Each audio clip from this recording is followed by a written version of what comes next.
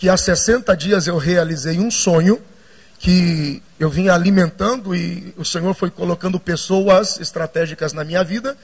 Então, eu tenho hoje uma escola de interpretação bíblica online, www.interpretaçãobiblica.com.br. E são centenas de alunos que voltaram a se apaixonar pela palavra de Deus. É para todas as pessoas, embora eu tenha um número grande de pastores. E é interessante que alguns pastores não vão mais para o culto de ensino sem assistir uma aula.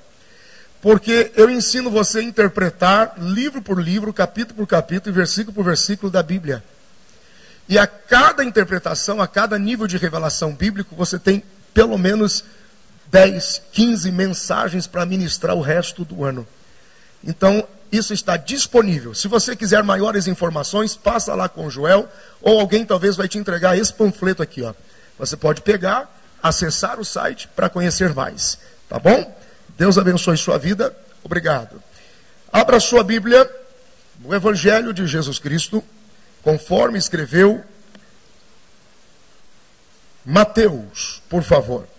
Capítulo de número 16. Eu vou precisar que você se esmere e anote bastante hoje. Escreva bastante, anote bastante. E depois você pode checar tudo com calma em casa. Graças a Deus. Chegamos ontem, o Senhor tem sido bom. Foi lindo o que Deus fez ontem à noite. Está sendo lindo a cada período. E eu não sei se é porque é o meu segundo ano aqui, mas parece que vocês estão cada vez melhores, mais graciosos. Eu vejo uma disposição, uma fome, um interesse em aprender. Que Deus te conserve assim, viu? Que Deus conserve você assim, glória a Deus.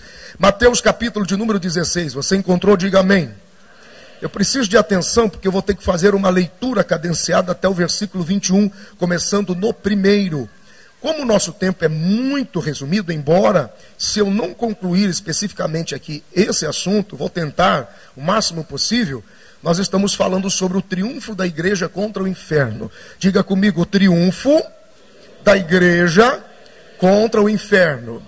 Nós estamos na página 17 da apostila. Eu quero que você caminhe comigo pela Bíblia agora. Que Deus nos ajude. Vamos lá. Vamos iniciar no verso de número 1 e vamos até o versículo 21 do capítulo 16 do Evangelho de Mateus. Amém, irmãos? E chegando-se os fariseus e os saduceus para o tentarem, pediram-lhe que lhes mostrassem algum sinal no céu. Se você quiser, sublinhe algum sinal no céu. Ok? Porque quando você for pregar lá na congregação, quando você for ensinar o seu grupo, quando você for instruir alguém, você faça assim, diga, destaque aí, sinal no céu. Ok? Diga comigo, um sinal do céu. Ok? Versículo 2, mas ele respondendo disse-lhes, quando é chegada a tarde, dizeis, haverá bom tempo, porque o céu está rubro, e pela manhã, hoje haverá tempestade, porque o céu está de um vermelho sombrio. Hipócritas, sabeis discernir a face do céu e não discernis os sinais dos tempos? Uma geração má e adúltera pede um sinal, e nenhum sinal lhe será dado, senão o sinal do profeta Jonas. Escreva, sublinhe, senão o sinal do profeta Jonas. Ok?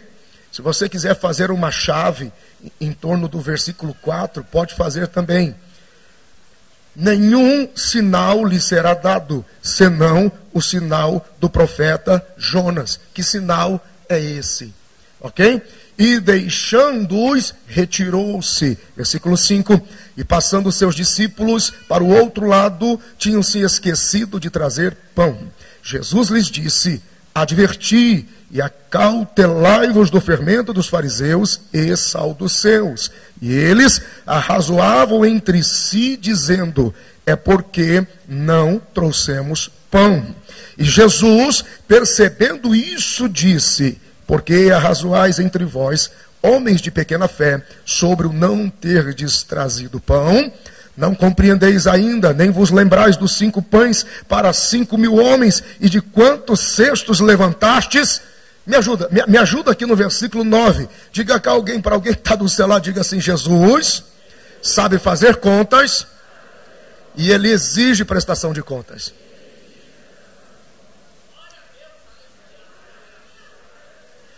nem dos 7 pães para 4.000 e de quantos cestos levantastes.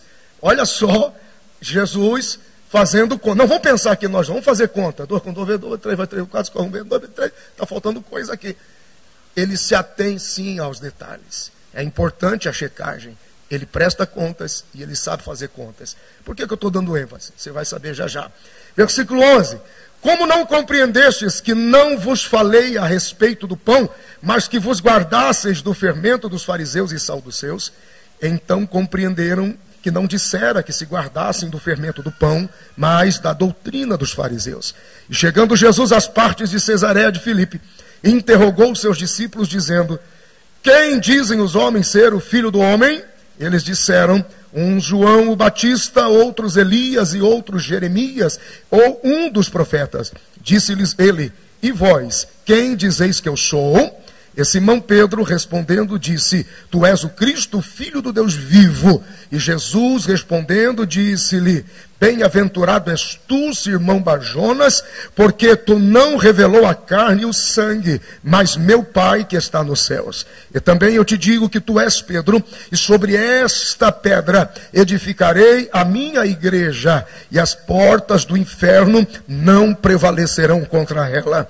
E eu te darei as chaves do reino dos céus, e tudo que ligares na terra será ligado nos céus, e tudo que desligares na terra será desligado nos céus. Então mandou os seus discípulos que a ninguém dissessem que ele era Jesus o Cristo. Desde então, começou Jesus a mostrar aos seus discípulos que convinha ir a Jerusalém e padecer muitas coisas dos anciãos e dos principais sacerdotes e dos escribas, e ser morto e ressuscitar ao terceiro dia. Diga graças a Deus. Repita comigo: o triunfo da igreja contra o inferno. Eu não sei se vocês lembram que no ano passado eu preguei sobre todo o livro de Abacuque. Quem lembra? Tem gente que nunca tinha lido, leu. Nos 4 períodos nós lemos os 4 capítulos de Abacuque. Teve um rapaz que me parou o ano passado no corredor e disse: olha, pela primeira vez eu consegui ler um livro da Bíblia inteiro. Então, valeu o investimento, não é? Glória a Jesus. E tudo fica melhor quando você se interessa em ler. Ok? Muito bem. Capítulo 16, Evangelho de Jesus Cristo, conforme escreveu Mateus. Fizemos uma leitura. E ontem, de uma forma bem, no final, bem prática, e hoje o pastor Alain Brizotti, de forma brilhante, fez algumas considerações relativas a, por exemplo, as portas do inferno. Ontem o pastor Eduardo Lopes foi brilhante também em algumas considerações com relação a esse triunfo da igreja e essa autoridade que a frustração quer impor, mas quando Jesus está presente a gente consegue desfrutar de uma possibilidade incrível de fluir em todo o propósito de Deus. Nós estamos tratando algo interessante, algo curioso aqui. Dentro da harmonia dos evangelhos, eu vou falar de algo que talvez você ou já ouviu, ou faz tempo que não ouve, ou talvez nunca ouviu, mas não me canso de vos falar as mesmas coisas, talvez diria Paulo. Escute isso. Há uma discussão aqui, há um estresse aqui entre Jesus e os seus discípulos. Na harmonia dos evangelhos, nós estamos exatamente no momento em que a segunda multiplicação se encerra e uma discussão. Gente, não dorme não, que é depois do almoço. Me ajuda aí, me ajuda. Dorme não, que eu tenho que explicar dá trabalho, e isso dá sono. Vai lá. Eles estão em discussão, há um estresse. Você precisa ter em mente as duas multiplicações. Então, eu gosto de considerar também o ponto de vista do Evangelho de Marcos, capítulo 6 e depois o capítulo de número 8. No capítulo de número 6, nós temos a primeira multiplicação dos pães, e no capítulo de número 8, nós temos a segunda multiplicação dos pães. Diga comigo, capítulo 6, a primeira multiplicação dos pães, Evangelho de Marcos. Diga, capítulo 8, vai dormir no meio do caminho. Diga, capítulo 8, segunda multiplicação dos pães. Um dia eu desejo que você esteja no meu lugar. Aí você vai entender o desespero que dá. Mas vamos lá, tá junto. Presta atenção. A gente tem que fazer um paralelo e entender o que está acontecendo, por que a discussão está instaurada. Jesus Ele não ficava controlando o seu dia, dizendo, amanhã eu vou me levantar bem cedo, vou curar 5, vou restaurar 8, vou transformar 9, vou mudar a história de uns 4 defuntos. Não. Ele ensinava aos seus discípulos, dizendo que bastava para cada dia o seu mal. Então o Senhor lidava com cada dia naturalmente. E ele ia fluindo na circunstância, de circunstância em circunstância. Então Jesus não levantou para multiplicar pães e peixes. Ele não levanta de manhã dizendo, hoje eu vou arrasar. Hoje eu vou dar de comida para uma multidão de gente, vou arrebentar. Os caras vão falar disso até em Mato Grosso. Não. Tem um ambiente estressante, algo sendo processado ali. João Batista está morto e morreu degolado. Jesus não vai ao funeral, gera um estresse entre os seus. Eles dão satisfação, prestam um relatório dizendo, está morto e sepultado, a cabeça ficou como troféu. Jesus tem uma ideia dizendo, há muito tempo que nós não temos tempo para comer e descansar, estamos indo e vindo, vamos nos retirar daqui. Vamos para um lugar, para onde? Qualquer lugar, desde que seja deserto, longe daqui. Jesus toma o barco e quando ele se empenha para se afastar do lugar, ele nota que uma multidão o acompanha. Marcos registra um sentimento, ele diz, eu vejo que são como ovelhas que não têm pastor. Para tudo, eu vou dar de comer para essa gente.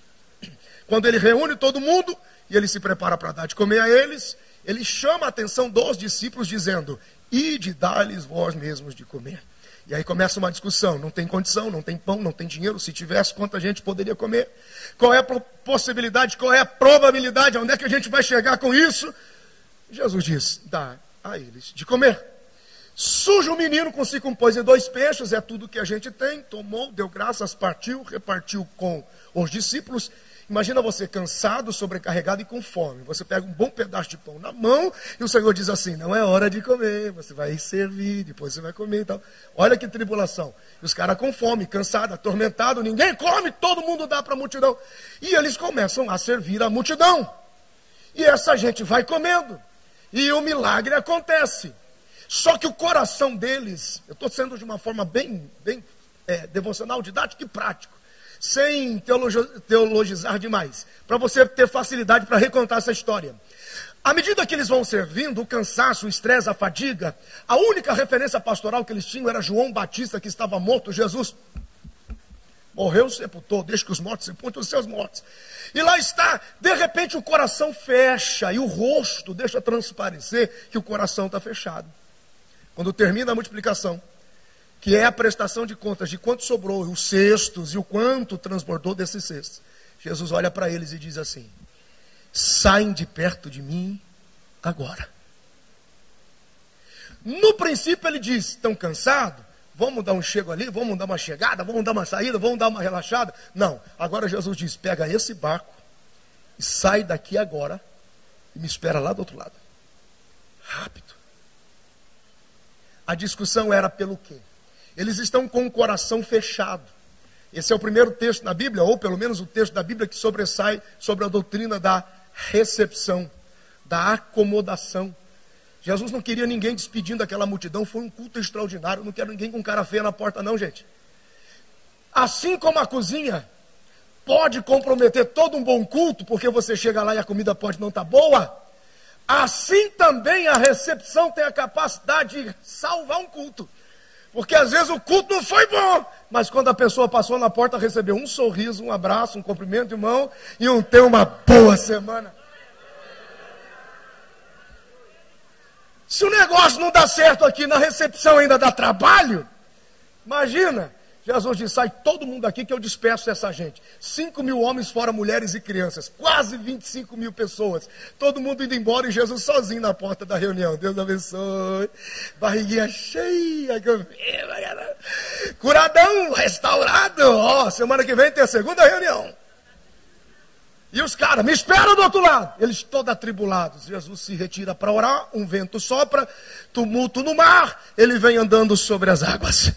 E aí tem uma experiência sobrenatural com seus discípulos. Eles estão assustados com aquilo. E o versículo e o texto termina dizendo: tudo isso aconteceu porque o coração estavam endurecidos e não haviam entendido o milagre da multiplicação dos pães. Você vê que crente é rancoroso, cara. Ele guarda a história por 50 anos.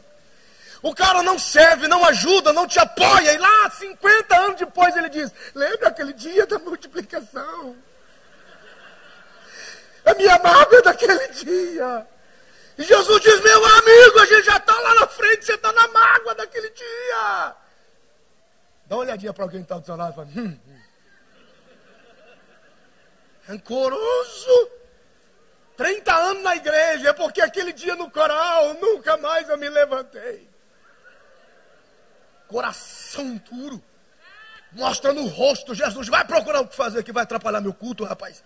Não fica do lado de Jesus, não. Aí vem na segunda, quando dá na segunda multiplicação, capítulo 8, eles estão, agora vai, quer ver que vai? De repente muda toda a estratégia. Na primeira, Jesus diz: procura um recurso. Na segunda, Jesus diz para eles: do recurso que sobrou da primeira, quanto vocês guardaram? 2, 3, vamos de novo. Na primeira, Jesus diz: procura um recurso. Na segunda, ele diz: do recurso que sobrou da primeira, vocês guardaram quanto? Aqui começa o conflito.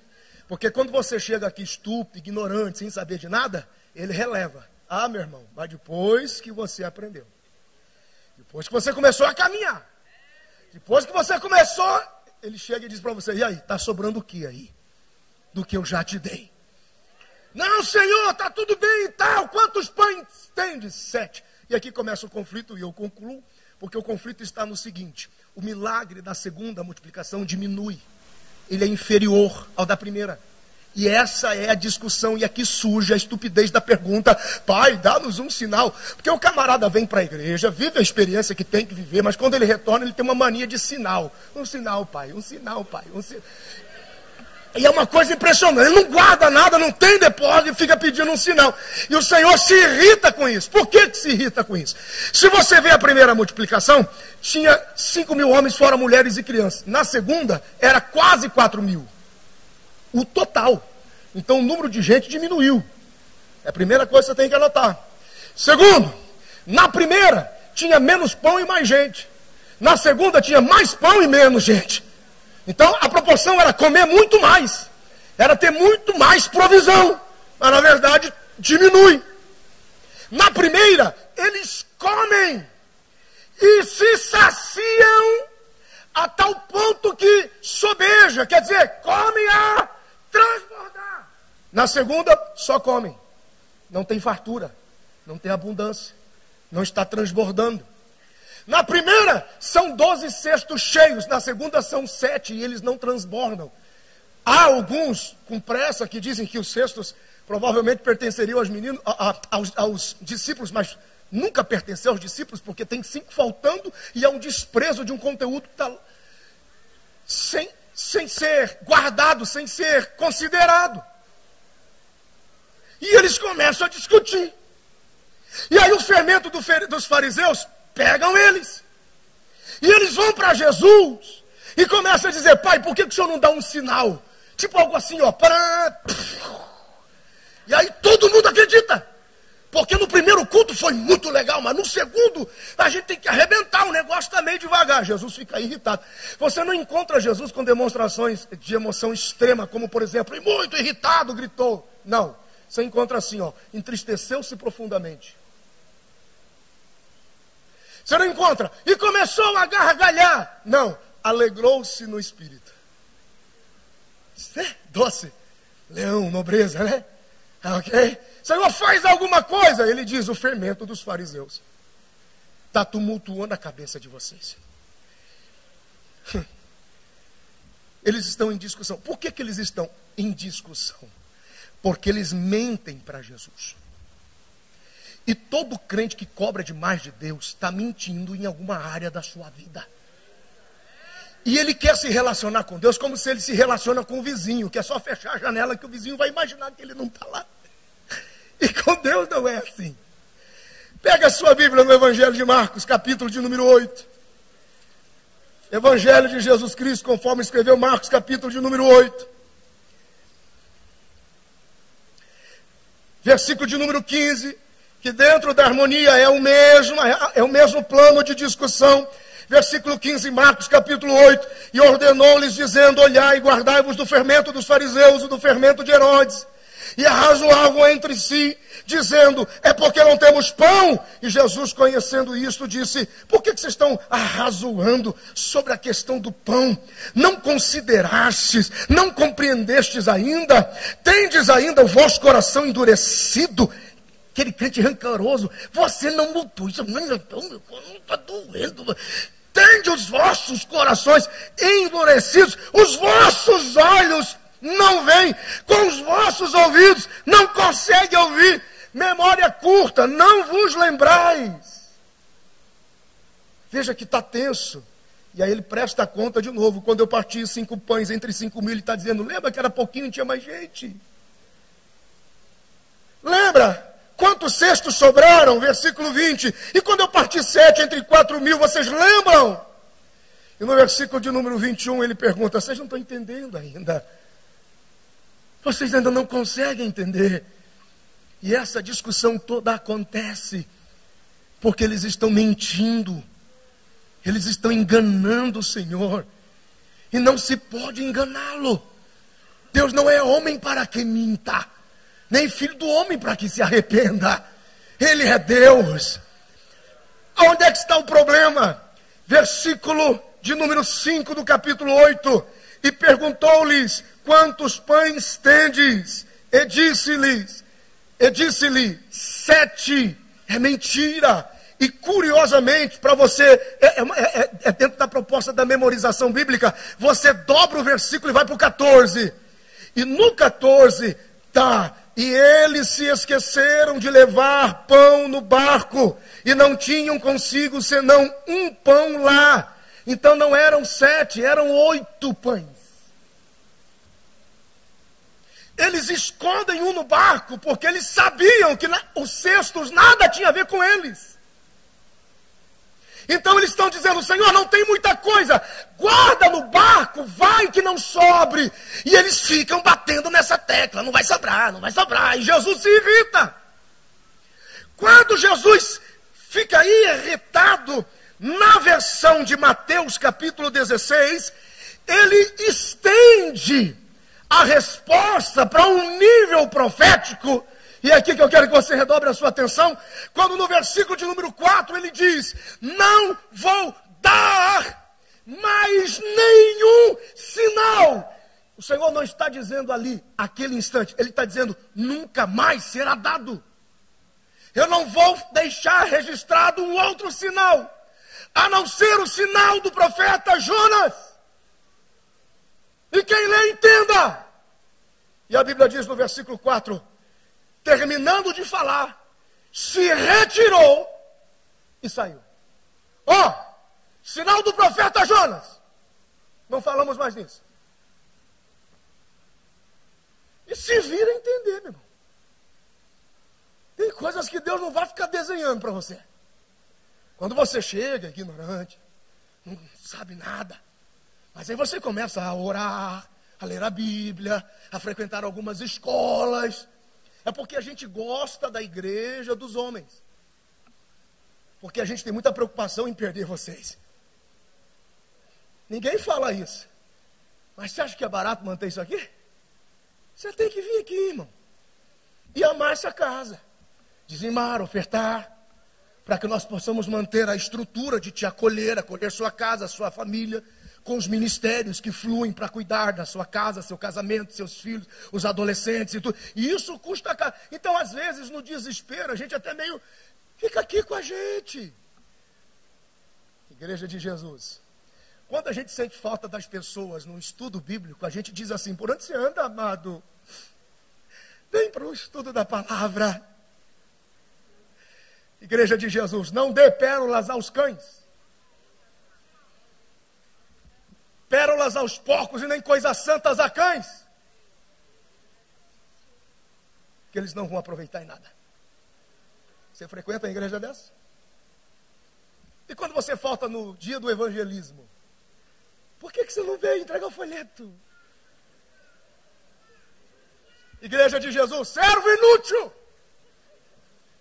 lançai-o nas trevas exteriores. E culto de doutrina sistemática. Sinal do profeta Jonas, explica. Tendo dito isso, os deixou e saiu.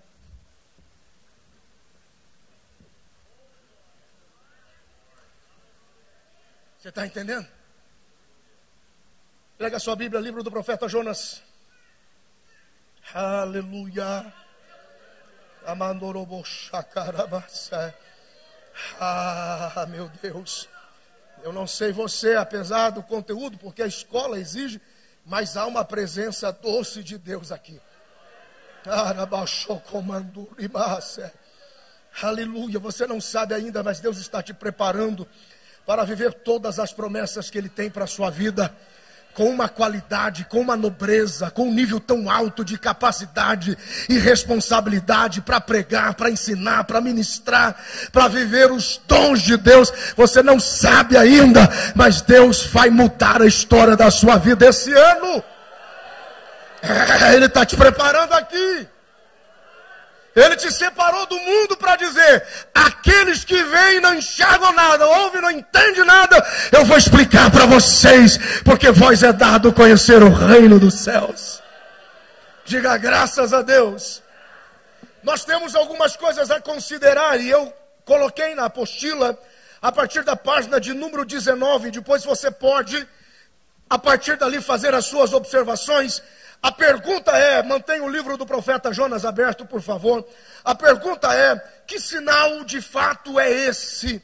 Do que Jesus está falando, que isso tem a ver conosco?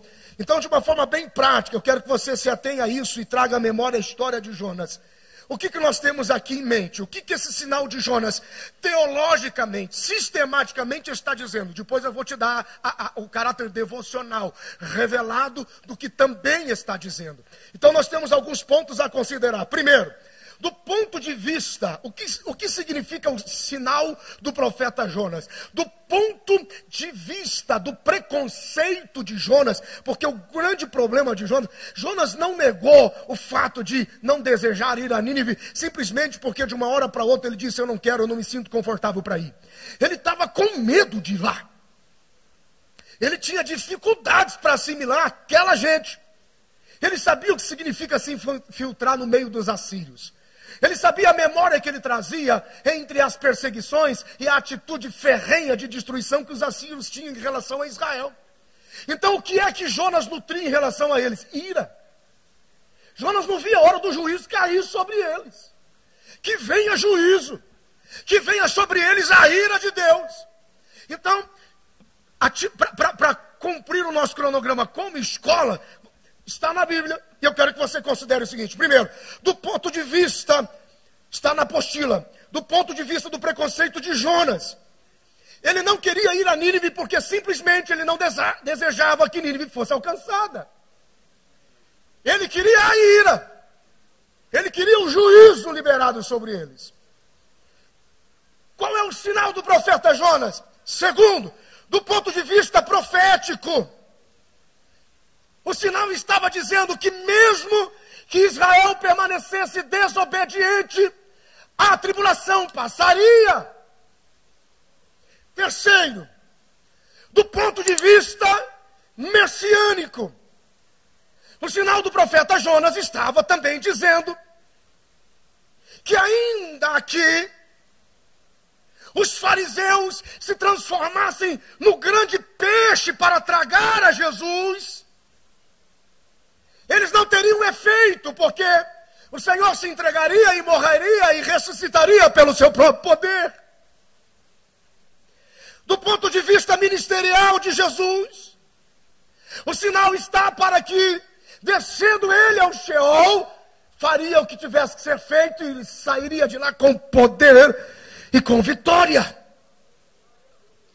Do ponto de vista evangelístico, o sinal do profeta Jonas também aponta para a grande salvação e livramento de Deus que viria sobre os gentios, pelo nível tal de arrependimento que eles alcançariam e se tornariam a nação de Deus, que seria a representação de sacerdócio sobre todas as nações do lugar de Israel. E Jesus está dizendo: nenhum outro sinal eu vou dar, senão o sinal do profeta Jonas. Quando Deus manda Jonas a Nínive, e ele enfrenta toda a resistência dele, do seu coração, do seu pessoal, do seu preconceito pessoal, não é simplesmente porque ele não queria ir, mas porque ele não suportaria estar lá, junto dos ninivitas. Nínive, capital dos assírios, e ela tem a primeira menção dela na Bíblia, no livro do Gênesis, no capítulo 10, versículo de número 11. Eles se autoproclamaram inimigos em primeiro grau de Israel, inimigos ferrenhos.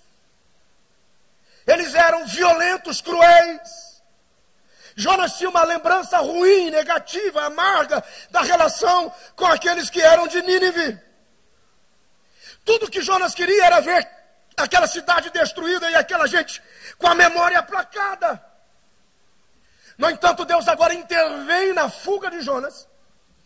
E a partir do capítulo 2, versículo 10, Jonas é devolvido pelo peixe à praia. E logo que ele é devolvido, capítulo 3 de Jonas, ele recebe uma ordem de Deus. E Deus diz para Jonas: pregue para a cidade. Anuncie à cidade que dentro de 40 dias eu virei sobre ela. E vou destruí-los por completo. E não vai sobrar ninguém. A Bíblia diz que a cidade poderia ser percorrida em 3 dias. E Jonas faz isso em exatos 3 dias. Ele queria ver tão depressa o juízo e a morte dos assírios, que em 3 dias ele resolve a mensagem e anuncia àquela gente que a destruição viria. Aí ele escolhe uma colina, constrói uma cabana, se assenta lá em cadeira VIP, só esperando que a desgraça viesse sobre Nínive. Vamos ver agora Deus vingando a minha memória, confirmando o testemunho do meu trabalho. Eu vou esperar a destruição que venha sobre eles. Mas Jonas não podia dimensionar o poder de uma palavra profética. Oh, meu Deus! Que dia é hoje, irmão? Diga sexta-feira. Outra vez, diga sexta-feira. Diga sexta, sábado, domingo. Diga 1, 2, 3. Você não tem ideia do que as palavras proféticas liberadas nesse altar irão produzir na sua vida nos próximos 3 dias.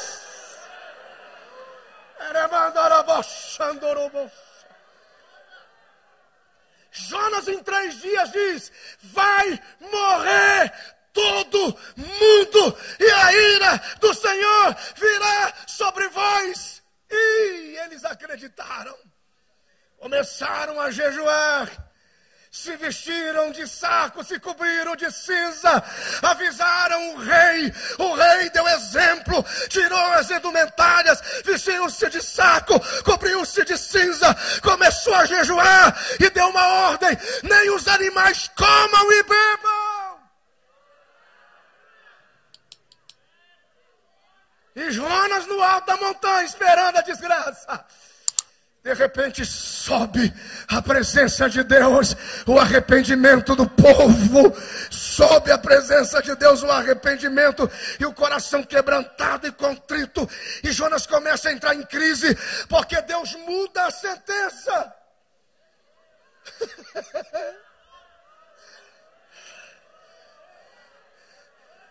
Jesus está...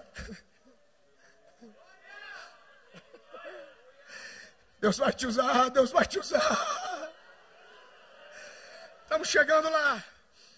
No alto da colina, Jonas tentando se esconder do sol. De repente, aquele sol vai ficando cada vez mais forte. Cada vez mais forte. Cada vez mais forte. E como Deus não deixa nada pela metade, só para provocar a situação, ele manda um bafo de ar quente.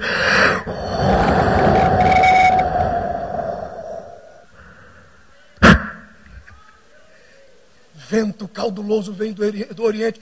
A Bíblia diz que Jonas ficou desnorteado, desmaiava, acordava, pedia morre, desmaiava, acordava. Numa noite, o Senhor ativa sobrenaturalmente uma aboboreira que começa a crescer. E vai sobre a cabana de Jonas. A Bíblia diz que ele ficou tão feliz com esse resultado que ele glorificou e agradeceu a Deus de forma assim tão expressiva, tão significativa.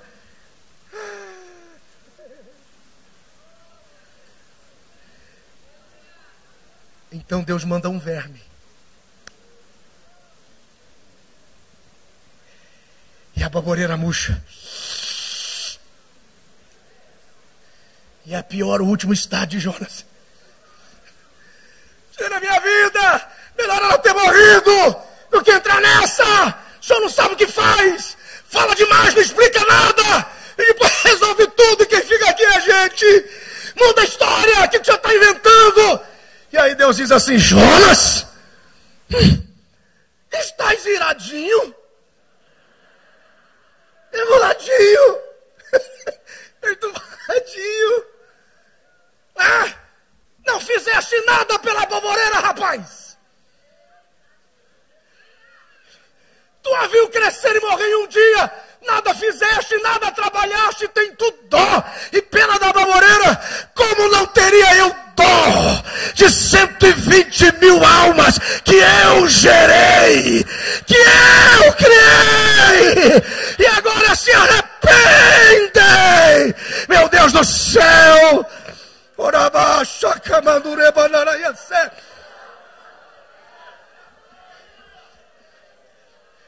Aqui está o sinal do profeta Jonas. Qual é o sinal do profeta Jonas? Cristo está representado na baboreira. E aquele verme é o diabo que vem para ferir o calcanhar, porque esta é a expressão que Deus espera que você tenha de Satanás. Ele não passa de um verme que debaixo dos nossos pés está sobre o domínio de autoridade. Aleluia! A baboreira morre para que Nínive pudesse viver. Esse é o sinal do profeta Jonas. Cristo morreu para que eu e você tivéssemos vida. E a vitória é nossa.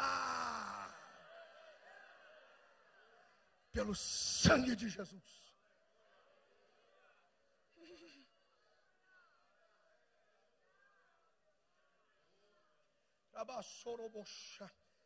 Pega a Bíblia, Lucas. Capítulo de número 18.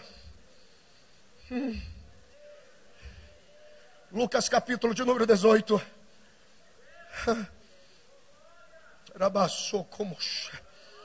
Aleluia.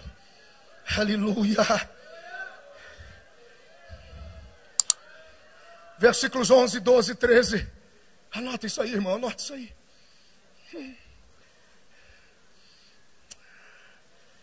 Versículos 11. Palavras de Jesus.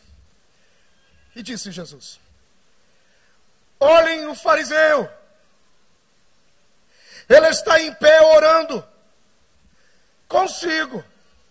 Desta maneira: ó Deus, graças te dou, porque não sou como os demais homens, esses ladrões, esses roubadores, esses injustos, esses adúlteros.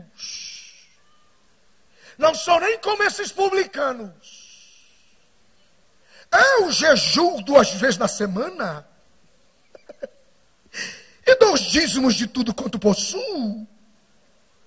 Versículo 13. O publicano, porém, ouçam ele orando, estando em pé de longe, nem ainda conseguia levantar seus olhos ao céu, mas batia no peito e dizia: ó Deus, tem misericórdia de mim, porque sou pecador. Porque a gente pensa que é excluindo as pessoas do nosso meio que a gente se santifica. Escute isso. Digo-vos que este desceu justificado para a sua casa, e não aquele Porque todo aquele que sobe exaltado descerá humilhado, mas aquele que desce humilhado, que sobe humilhado, descerá exaltado. Demando robocha. O fariseu acreditava que a sua liturgia, ele acreditava que o seu comportamento politicamente correto, que a sua capacidade de excluir esses pecadores, esses adúlteros, esses ladrões, porque eu jejuo, porque eu dizimo, porque eu oro, não importa o quanto se dá de dízimo, não importa o quanto se dá de oferta, não importa o quanto se ora ou quanto se jejua, se nós somos incapazes de trabalhar com as diferenças e permitir que as pessoas façam parte, oh meu Deus, nunca seremos igreja.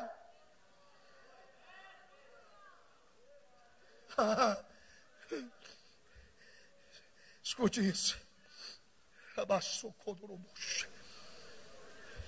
Hebreus capítulo de número 10. Aleluia. Abra a Bíblia. Hebreus capítulo de número 10.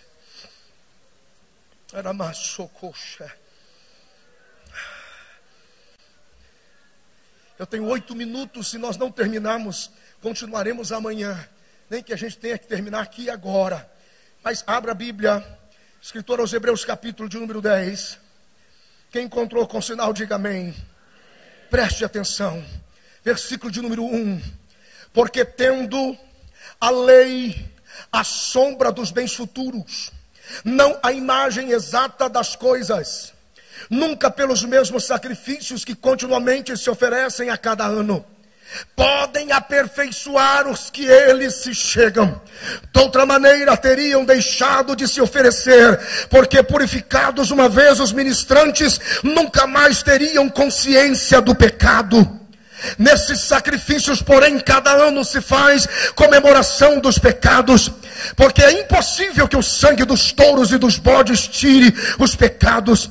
Por isso, entrando no mundo, diz: sacrifício e oferta não quiseste, mas corpo me preparaste. Holocaustos e oblações pelo pecado não te agradaram. Então disse: eis aqui venho. No princípio do livro está escrito de mim, para fazer, ó Deus, a tua vontade. Como acima diz: sacrifício e oferta e holocaustos e oblações pelo pecado não quiseste, nem te agradaram os quais se oferecem segundo a lei. Então disse: eis aqui venho para fazer, ó Deus, a tua vontade. Tira o primeiro para estabelecer o segundo, na qual vontade temos sido santificados pela oblação do corpo de Jesus Cristo, feito uma vez só.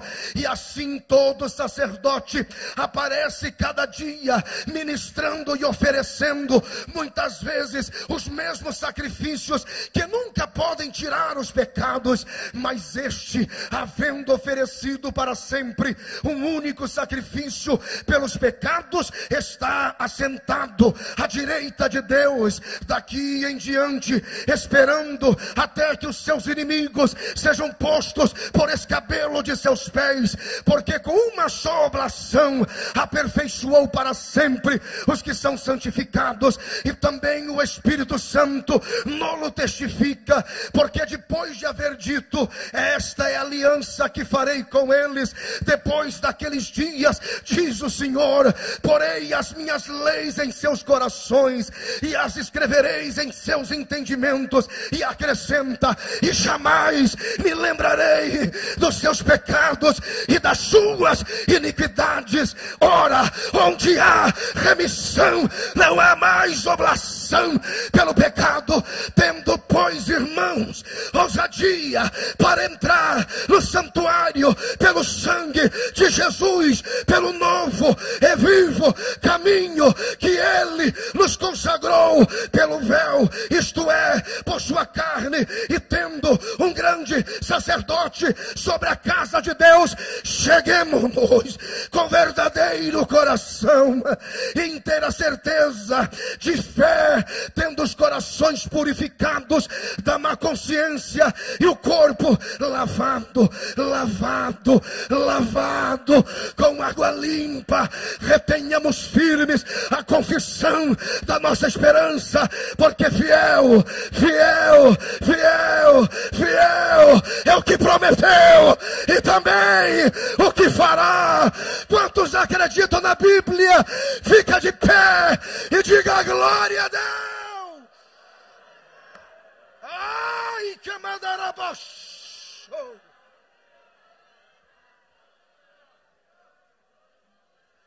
Amanhã continuamos no texto que lemos.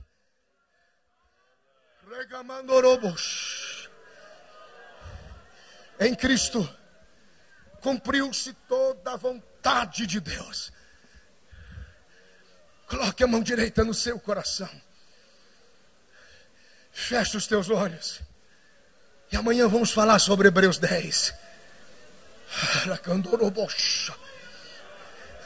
Diga: Espírito Santo, eu ouvi a tua palavra e entendi que o sangue de Jesus, o sacrifício da cruz, uma vez só, perdoou os meus pecados e Ele nunca mais se lembrará. Diga: Espírito Santo, nos próximos 30 segundos, toca o meu coração e aquece a minha alma e renova em mim a convicção de que, como igreja, eu sou vencedor sobre o diabo, o mundo, o pecado, a morte.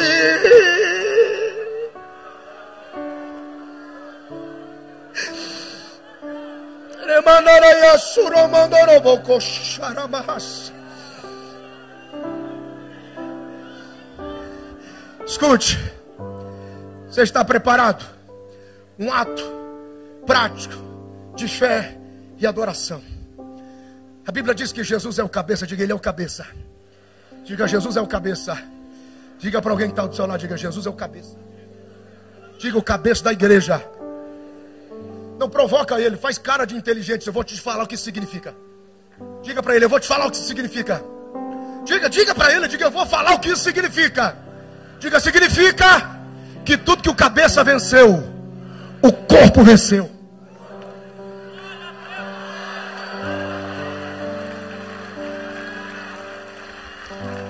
Não dá para separar.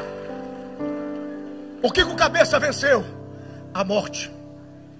O que o cabeça venceu? O mundo. O que o cabeça venceu? O sistema do mundo. O que o cabeça venceu? A carne. O que o cabeça venceu? O pecado. E o que o cabeça venceu? O diabo. Você está lutando contra quem? Eu vou pedir apenas uma dinâmica e eu encerro. Para cada vitória do cabeça, glória da igreja. Para cada vitória que eu citar aqui, você levanta as mãos e diz: glória a Deus. Glória a Deus. Ok? Vamos até o final para ver onde é que vai dar. Em nome de Jesus. Jesus é o cabeça da igreja. E o que o cabeça venceu, a igreja vence. Jesus venceu o pecado. Jesus venceu o mundo. Jesus venceu o sistema do mundo. Jesus venceu a morte. Jesus venceu a carne. Jesus venceu e você vai vencer o diabo. Receba esta palavra em nome de Jesus.